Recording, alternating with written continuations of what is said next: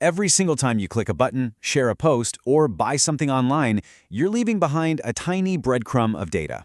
And that data, it fuels some of the most incredible innovations we see today. But it also comes with a huge responsibility. So, how are companies supposed to handle it all ethically? Well, that's exactly what we're going to break down right now. So let's start with a number, 3 billion euros. That is the insane amount of money the European Union has fined companies for breaking its data protection rules, GDPR. This isn't just some small fine, it's a massive warning shot. It tells you that getting data ethics wrong can cost you a lot. But the real cost, it's not just about the money. The real cost is human. This quote right here gets to the absolute heart of one of the core ideas we're talking about, preventing harm. See, when data is managed poorly, AI systems can just amplify our worst biases. And that leads to very real, very painful consequences, like people being denied a job or a loan, all because of a biased algorithm. This is way beyond just following the rules. It's about basic fairness. So where do we even begin with this maze? Well, first we'll look at the size of the problem. Then we'll introduce a framework for building trust. We're going to dive into where data comes from and why it's collected in the first place, how it's kept safe, and what this all looks like now that AI is in the mix. All right, to get from, uh-oh, this is a huge problem to, okay, here's a solution, we need a clear roadmap.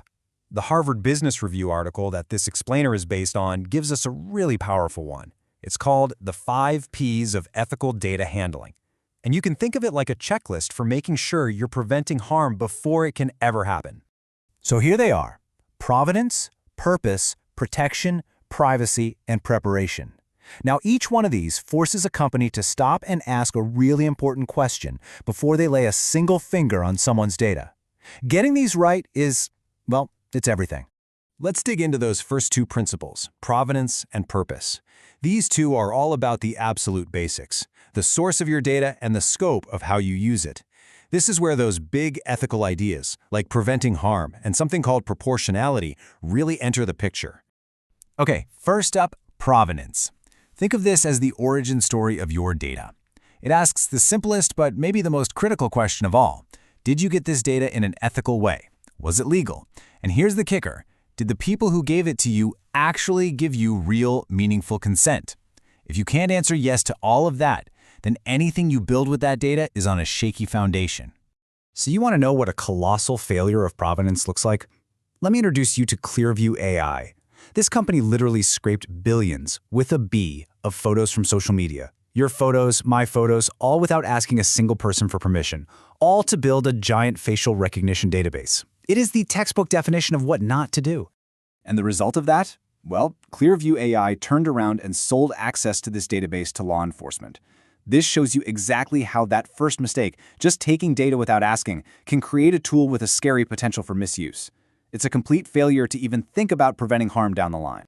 And that brings us to the second P, purpose.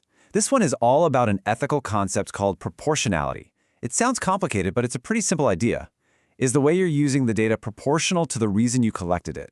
So, for example, a customer gives you their address so you can ship them a package. Is it proportional to then start sending them a bunch of marketing mail? Maybe not.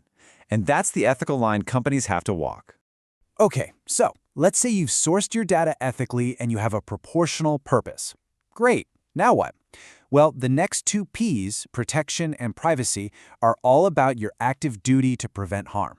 How are you actually securing this data from hackers and threats? And how are you making sure the identities of the people in that data are kept secret?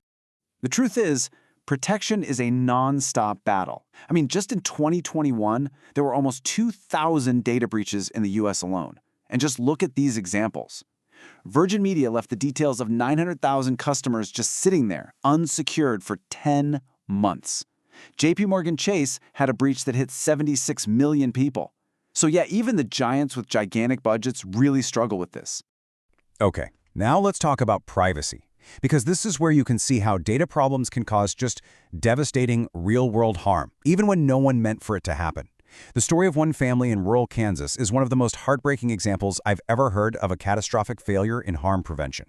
So get this, a geolocation company couldn't figure out where to place millions of IP addresses, so they just assigned all of them to the geographic center of the United States as a default. That spot just happened to be this poor family's farmhouse. For years, they were basically terrorized. They were accused of every online crime you can imagine, all because their home became a digital dumping ground. A tiny technical shortcut led to unimaginable suffering. And this whole mess brings us to a really tough balancing act, and another core ethical idea: data minimization. Companies are basically walking a tightrope. If you anonymize the data too little, you're invading people's privacy. But if you anonymize it too much, the data becomes totally useless for analysis. The goal is to find that perfect spot in the middle, where the data is still useful, but private enough to prevent harm. Okay, let's get to our final P, preparation, and see how this all connects.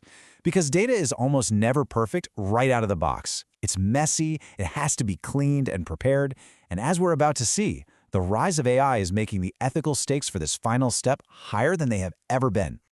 So what does data preparation actually look like? Well, it's messy. The source article talks about a project where a single data field, gender, had 94 different entries. I mean, think about it. Misspellings, different languages, capital letters, lower cases. The process of cleaning all that up so you just have male, female, and unknown is a perfect example of data minimization. You're cutting through all the noise to keep only what's essential and accurate. At the end of the day, data preparation is all about turning that tangled, chaotic mess of raw information into something clean and reliable. And without this step, any analysis you try to do, especially with AI, is basically built on a foundation of quicksand. All right, so now let's look at how AI just amplifies all these risks. The most famous case, of course, is the target pregnancy prediction model. It is a wild story of how a seemingly smart marketing idea, when you supercharge it with an algorithm, can explode into an ethical nightmare and a huge privacy violation. So how on earth did this happen? Well, a data scientist figured out that when women buy stuff like unscented lotion and certain supplements, it can predict pregnancy. So Target's algorithm started sending pregnancy-related ads based on that. But it had a massive blind spot. It didn't factor in age. So when it sent baby coupons to a 17-year-old girl, her father found out she was pregnant from a Target ad. It was a huge failure of proportionality, using shopping data to guess at someone's private medical information, and an absolute failure to prevent harm. Look, every single day, we all leave behind a growing digital footprint. The data we create could solve enormous problems and make our lives better. But as we've seen, it also comes with huge risks. So the question we all have to ask, whether we're building these systems or just using them, is this: are we making sure our data is being used to build a better, fairer world, or are we just creating a bigger risk?